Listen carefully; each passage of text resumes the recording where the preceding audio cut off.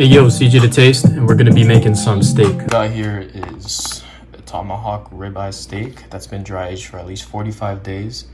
And it's prime grade, as you can see the marbling, which is the interlacing of the fat or intramuscular fat inside the lean part of the meat. This is around 2 inches. So the first thing I want to do is to pat dry it, get a head start of the drying process.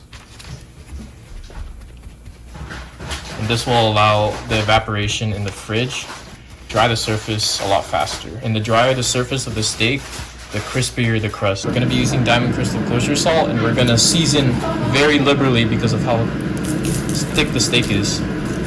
If you season at a higher distance, the seasoning will be a lot more even. Don't be afraid with the salt. Because I purchased the steak and it was dry aged for 45 days, I'm just gonna keep it simple with only salt. If you use kosher or any coarse salt, you can go generous. If you use table salt, which I do not recommend, you would only use half of this. But it's nearly almost impossible to tell how much salt you're using just because it gets dissolved right away. And season the other side.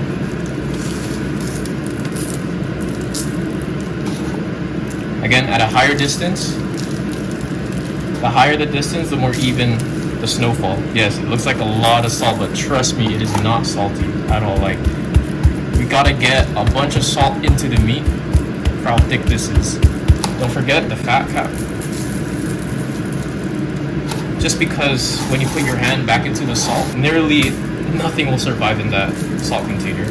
Don't forget the bone. And that, my friends, is how you season a steak. Alright, so the next thing you want to do is put this over a rack.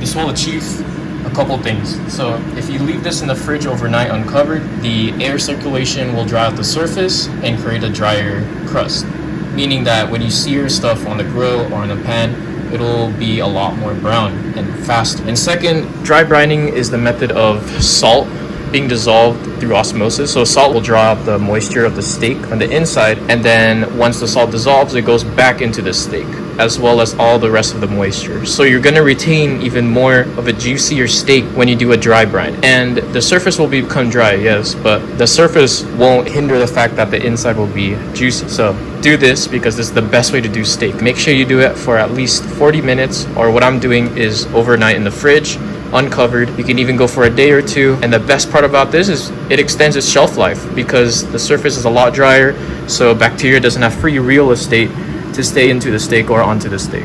If you're gonna season your steak and you wanna eat this by tonight, season it at least 40 minutes or right before you put it in the pan. Anything in between, you're gonna get a drier steak in general. You're not gonna have enough juices, just because it takes at least 40 minutes to complete the osmosis effect of moisture coming out, going back into the steak. So if you're not gonna wait at least 40 minutes, then season it right before it hits the pan, and season it hard because most of that's gonna fall out. It's a little drier now, and this was after 30 hours in the fridge uncovered, and I'm gonna let this rest for another hour in room temperature so it'll have a more even cook when you start cooking it.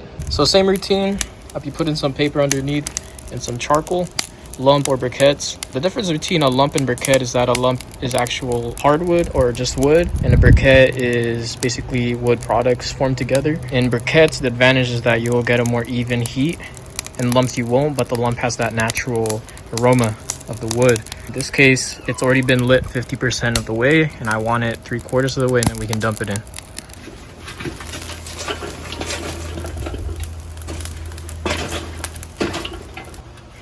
The vents are fully opened on the side of the coals to allow more oxygen in so you can keep that fire up. It won't get choked. Oven grates are preheated around 5 minutes, and you can start scraping away the previous grill's fond, and then you can start lubricating the grate with some neutral oil. Any neutral oil works. Again, I put all the coals or all the charcoals on one side of the grill to allow a cool side and a really hot side. So this is called the two-zone indirect heat. All right, I'm gonna just grill up my vegetables right now.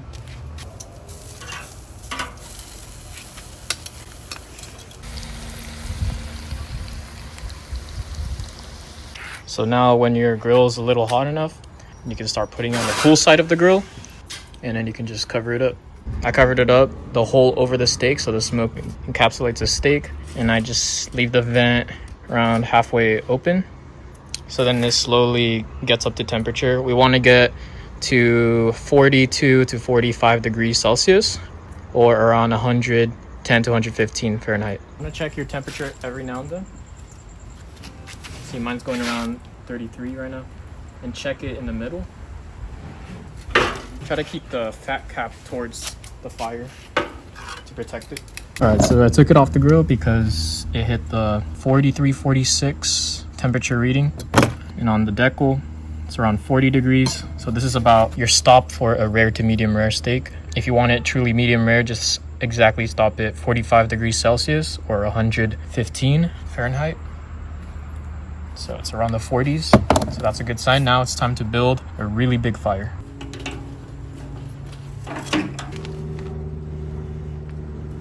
So I find that the easiest way to build a fire is to add more wood chunks. If you don't have any wood chunks, then you got to start a new chimney starter of coals. But the fire's starting, so I'm gonna start searing my steak.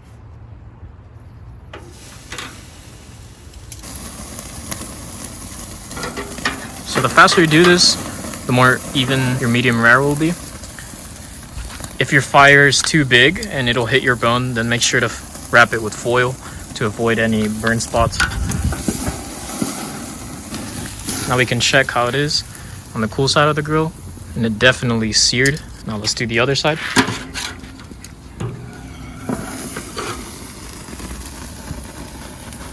And it's such a thick steak that it's pretty forgiving in terms of how long to sear. If you have a thinner steak, then you need to have a really, really hot fire. And that is a properly seared piece of thick steak.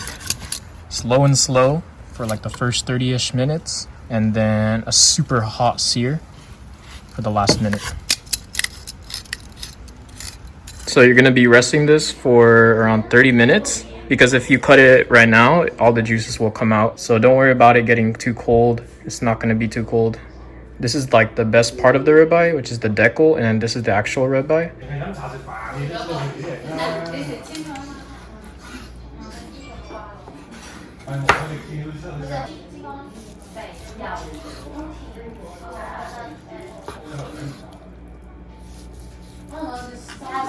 And this is the perfect medium rare.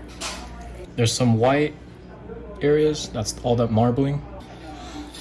And this is my favorite piece of the ribeye. It's called the decal, or the ribeye cap. This is like the burnt end of a brisket.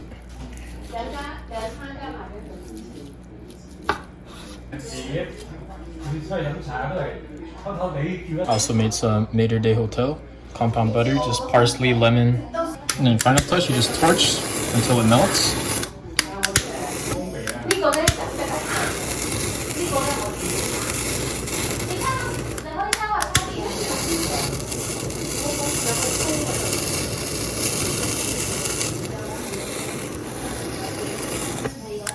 And that is how you make a steak.